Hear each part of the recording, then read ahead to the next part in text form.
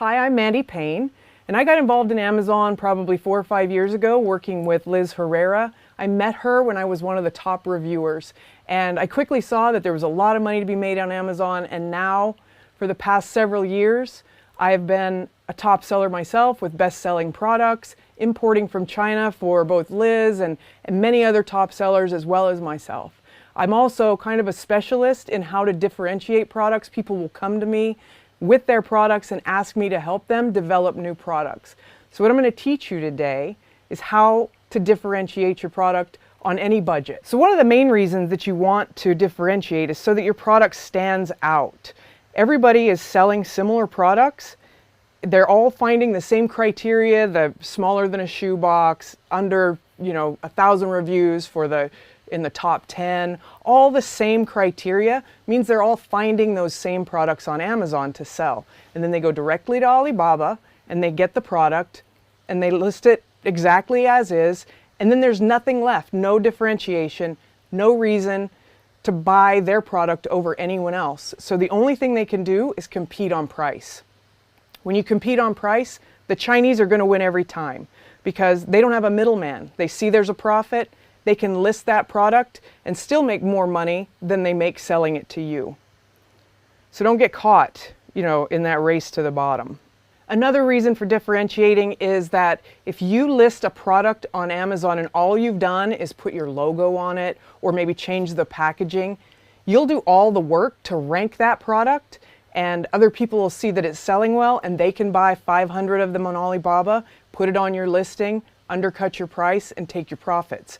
So you can see here this product, this guy's taken the time to rank this product on page 1, and now he has 3 hijackers, all at different prices, some being shipped directly from China. So without differentiating, there's no way to keep hijackers off, and Amazon is really, really hesitant to take products off that are identical, hijackers. But if you've somehow differentiated, done something different with your product, it's much, much harder for someone to claim that they're selling the exact same thing. And one of the things I think actually is probably my biggest motivation for differentiating my products is that I'm not just trying to sell products on Amazon. I'm actually building brands. I'm building brands that in a few years I hope to sell, where they're complete brands, they have a reputation, and my name means something. So if that's your plan, you don't want to release something that everybody else has out, because you need to stand out. Whether it's you want to be a inexpensive and mid-quality product, or if you want to be a high-quality product, you need to decide that, and your products will define your brand. So some of the most common ways to differentiate are right here, and they kind of go from the least expensive to the most expensive. And one of the first ways is a color.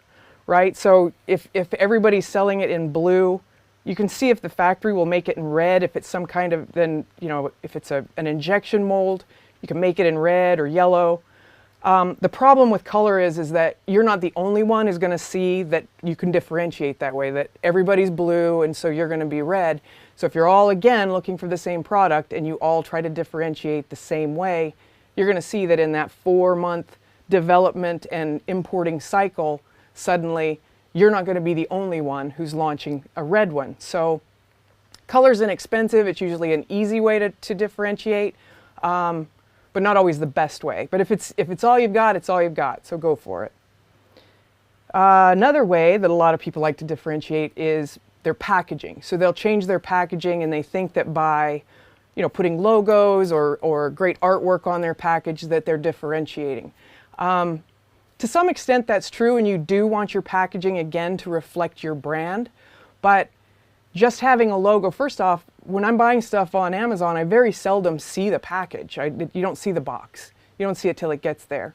The box might make a good impression, or I might leave a review that the box makes it a nice gift, but I'm not sure there's enough bang for your buck for the packaging to be your differentiating factor. But what I like to do when I change packaging is, if say it's a toothbrush, and instead of having it in a color box, I decide to put it in a plastic box that they can use as a carrying case. So then my packaging becomes part of my product, and it's actually a selling point.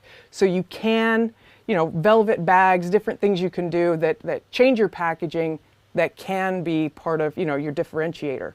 So that's just a couple of ideas. There's unlimited ideas of ways you can use that. Another one that people like to do is bundling. Bundling is probably one of my favorite because it's one of the cheapest.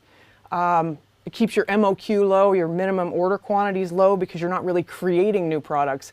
You're taking two existing products that sell together and packaging them together so that when somebody goes to see, this hairbrush, now all of a sudden this comb is included and there's this higher perception of value, even though it didn't really cost you very much to add that comb. So that's another way. Another way that, and a lot of people talk about this, but it's reviewing the reviews. I'm sorry, you look at the reviews. And if you look at the reviews for your competitors and there's a common thread, if it's people say something's missing, or that there's some function that isn't there, that may be an opportunity. It might be an opportunity for you to fix whatever that problem is. One of the most common ones I see is that are in the complaints are poor instructions, and that's because everything comes from China. A lot of people don't rewrite their instructions, so their instructions are, if they are in English, it's in very poor English, and people recognize that and they complain about it. So that's a very simple way to respond to those bad reviews, change your product. You can actually even advertise very clear instructions. You'll get reviews that reflect that your instructions were easy, and it's just, it's a huge win for a very inexpensive differentiator. Yeah, so that, but there's also, like when you get into these reviews and the complaints, you have to be careful because sometimes the response to the reviews, the changes that you would have to make might actually be a mold change. And a mold change can be from $400 to tens of thousands of dollars. So kind of keep that in mind while you're considering, some people will say, oh, the switch doesn't work. Well, changing a switch, you don't know how much that's going to cost, but if it's actually a change in the form, it can be very, very expensive.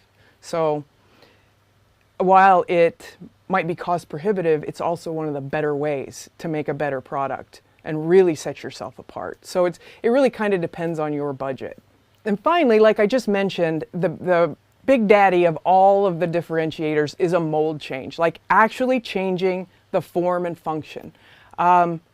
Like I said, those mold changes are very, very expensive. However, if you buy a mold, you pay for the mold, that mold belongs to you. So then nobody can come in and have an identical product to you.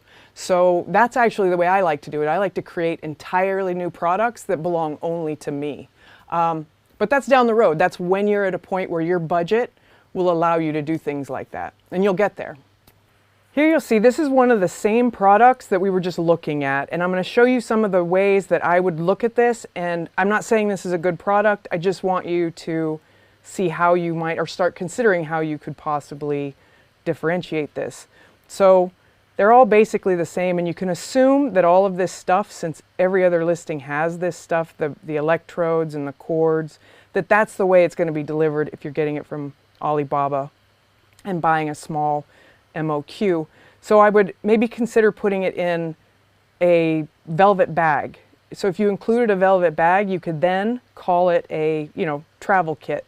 So they can be, anywhere melting fat. That's fantastic. I want to melt fat anywhere. And plus the velvet bags are usually just a few cents, sometimes a quarter. So it's really not going to add a lot to your cost, but it is going to give you something else you can market that people will say, hey, same price, I may as well get the velvet bag.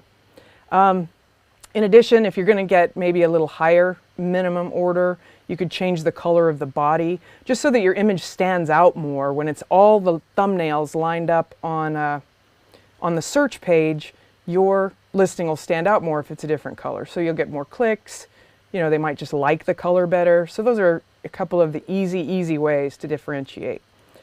Another one, and again, probably one of my favorites for the low budget, is if you look down here, you'll see this, customers who bought this item also bought. Whoops.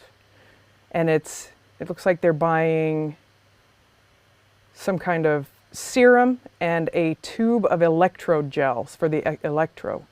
So these are both in the $8 range, which would make me assume that I could probably get a single tube of this electrode gel for maybe, it would be under $1.